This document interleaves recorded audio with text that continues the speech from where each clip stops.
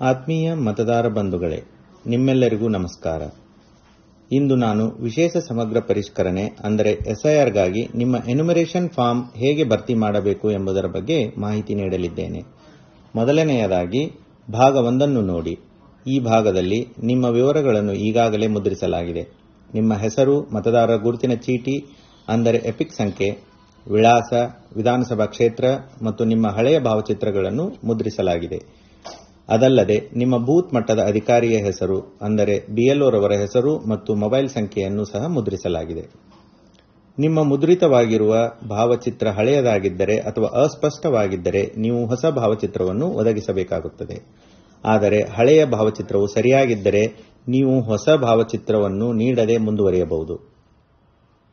ಭಾಗ 2ರಲ್ಲಿ ಹಿಂದಿನ ಎಸ್ಐಆರ್ನ ಅಂದರೆ 2002ನೇ ಸಾಲಿನ ಮತದಾರರ ಪಟ್ಟಿಯ ವಿವರಗಳನ್ನು ನೀವು ದಾಖಲಿಸಬೇಕಾಗಿದೆ. ಇಲ್ಲಿ ನಿಮಗೆ 2 ಆಯ್ಕೆಗಳಿವೆ.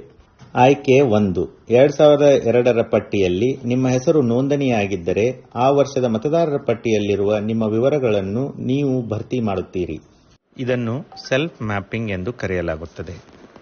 ಆಯ್ಕೆ 2, ಒಂದು ವೇಳೆ 2002ರಲ್ಲಿ ನಿಮ್ಮ ಹೆಸರು ನೋಂದಣಿಯಾಗದಿದ್ದರೆ ನೀವು ನಿಮ್ಮ ತಂದೆ, ತಾಯಿ, ಅಜ್ಜ ಅಥವಾ ಅಜ್ಜಿಯವರ 2002ರ ಮತದಾರರ ಪಟ್ಟಿಯ ವಿವರಗಳನ್ನು ಒದಗಿಸಬೇಕು.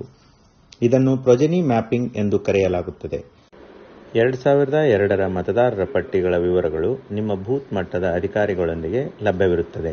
ಅದಲ್ಲದೆ ಮುಖ್ಯ ಚುನಾವಣಾಧಿಕಾರಿಯವರ ವೆಬ್ಸೈಟ್ co.karnataka.gov.in ಮತ್ತು ಭಾರತ ಚುನಾವಣಾ ಆಯೋಗದ ವೆಬ್ಸೈಟ್ voters.eci.gov.in ಹಾಗೂ ECI ನೆಟ್ ಅಪ್ಲಿಕೇಶನ್ನಲ್ಲಿ ಸಹ ಲಭ್ಯವಿರುತ್ತದೆ. ಭಾಗ 3ರಲ್ಲಿ ನಿಮ್ಮ ಪ್ರಸ್ತುತ ವಿವರಗಳನ್ನು ನಮೂದಿಸುತ್ತೀರಿ. ದಯವಿಟ್ಟು ಗಮನಿಸಿ, ಇಲ್ಲಿ ನಿಮ್ಮ ಜನ್ಮ ದಿನಾಂಕವನ್ನು ಕಡ್ಡಾಯವಾಗಿ ನಮೂದಿಸಬೇಕು. ಆದರೆ ನಿಮ್ಮ ಆಧಾರ್ ಮತ್ತು ಮೊಬೈಲ್ ಸಂಖ್ಯೆಗಳನ್ನು ನಮೂದಿಸುವುದು ಐಚ್ಛಿಕವಾಗಿರುತ್ತದೆ. ಅದರೊಂದಿಗೆ ನೀವು ಕುಟುಂಬ ಸದಸ್ಯರ ಹೆಸರುಗಳನ್ನು ಒದಗಿಸಬೇಕು. ಇದರಲ್ಲಿ ನಿಮ್ಮ ತಂದೆ, ಪೋಷಕರು, ತಾಯಿಯವರ ಹೆಸರು ಹಾಗೂ ಮದುವೆಯಾಗಿದ್ದರೆ ಗಂಡ ಅಥವಾ ಹೆಂಡತಿಯ ಹೆಸರನ್ನು ನಮೂದಿಸಬಹುದು. ಒಂದು ವೇಳೆ ಅವರ ಎಪಿಕ್ ಸಂಖ್ಯೆ, ಮತದಾರರ ಗುರುತಿನ ಚೀಟಿ ಸಂಖ್ಯೆ ನಿಮ್ಮ ಬಳಿ ಇದ್ದರೆ ನೀವು ಅದನ್ನು ಸಹ ನಮೂದಿಸಬಹುದು. ನಿಮ್ಮ ಎಲ್ಲಾ ನಮೂದುಗಳು ನಿಖರವಾಗಿವೆಯೇ ಎಂದು ನೀವು 2 ಬಾರಿ ಪರಿಶೀಲಿಸಿ ಹಾಗೂ ಕೆಳಗಡೆ ನೀಡಿರುವ 3 ಘೋಷಣೆಗಳನ್ನು ಓದಿಕೊಂಡ ನಂತರ ಫಾರ್ಮ್ಗೆ ಸಹಿ ಮಾಡಿ ಅಥವಾ ಎಡಗೈ ಹೆಬ್ಬೆರಳ ಗುರುತು ನೀಡಿ.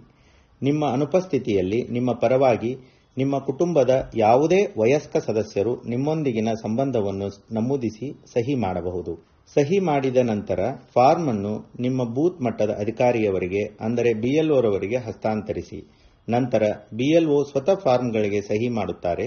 ಅವರು ಅಧಿಕೃತ ದಾಖಲೆಗಳಿಗಾಗಿ ಒಂದು ಪ್ರತಿಯನ್ನು ಇಟ್ಟುಕೊಳ್ಳುತ್ತಾರೆ ಮತ್ತು ಇನ್ನೊಂದು ಪ್ರತಿಯನ್ನು ನಿಮಗೆ ಹಿಂತಿರುಗಿಸುತ್ತಾರೆ.